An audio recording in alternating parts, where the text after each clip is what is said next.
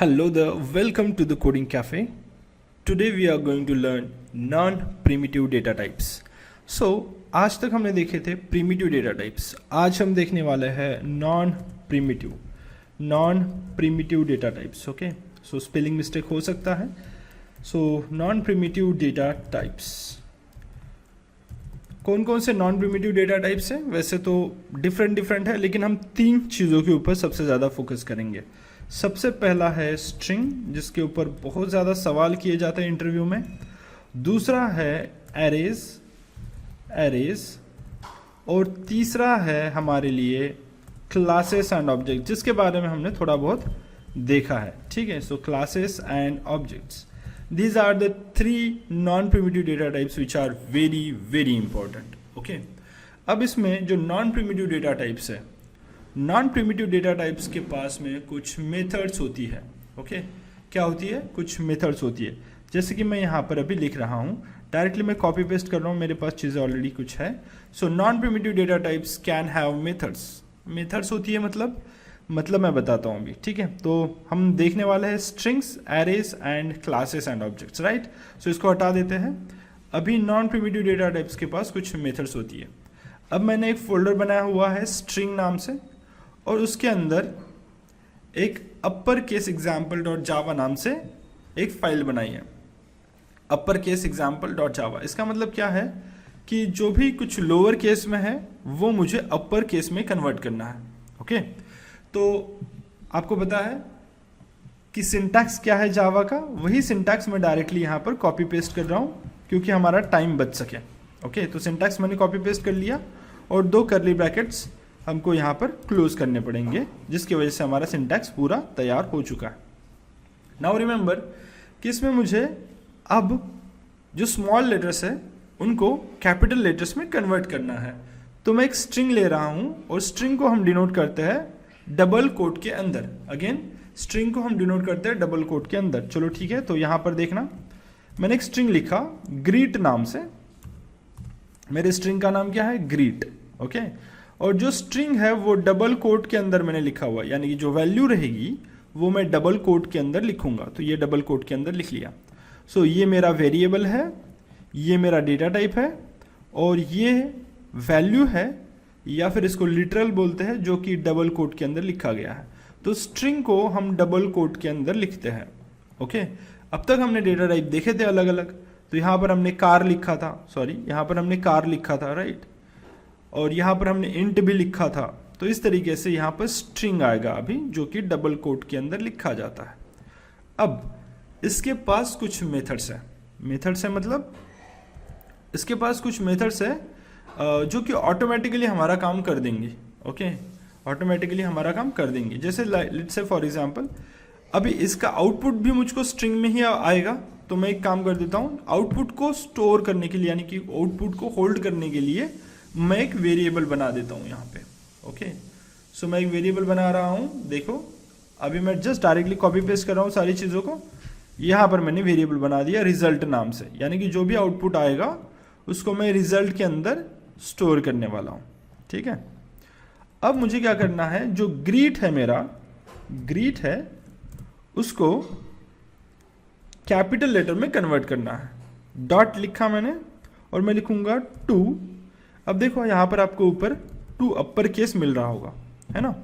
तो इसका मतलब जो भी लोअर केस में है उसको अपर केस में कन्वर्ट करो. सो 2 अपर केस एंटर कर दिया मैंने, तो 2 अपर केस आ चुका है.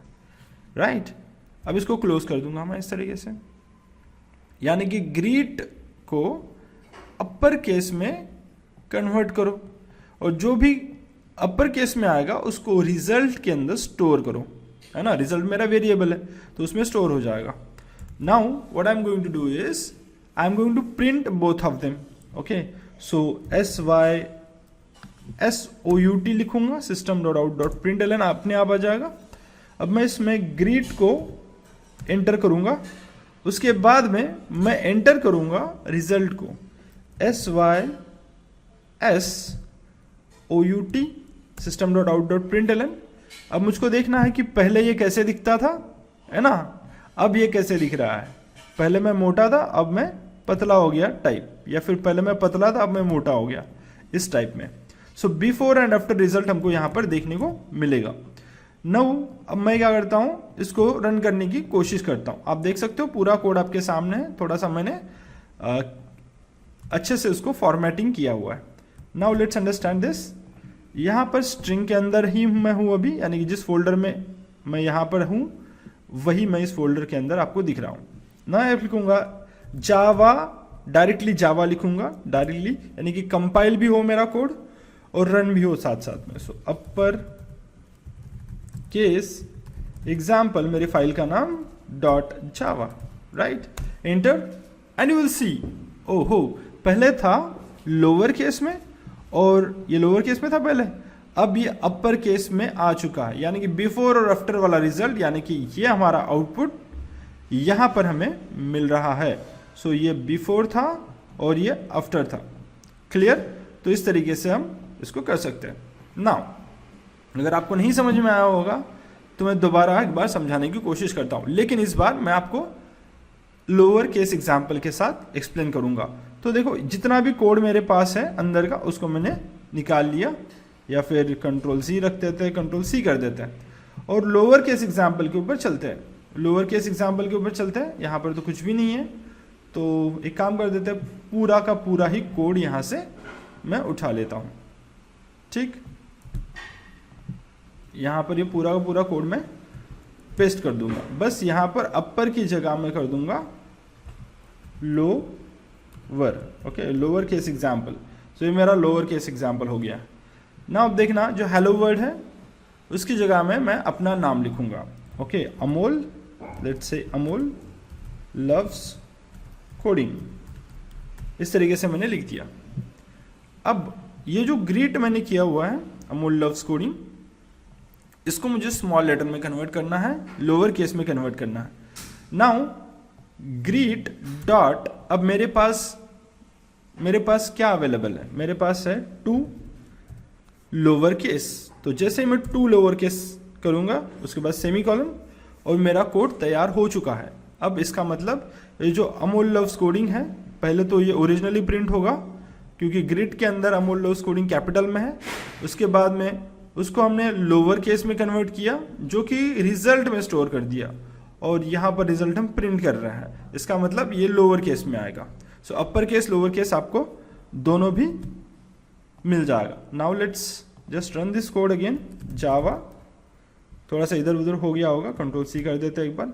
जावा स्पेस, अब directly lower case example, right, lower case example dot Java, enter and will see कि पहले ये कैपिटल लेटर में था और अब ये स्मॉल लेटर में कन्वर्ट हो चुका है।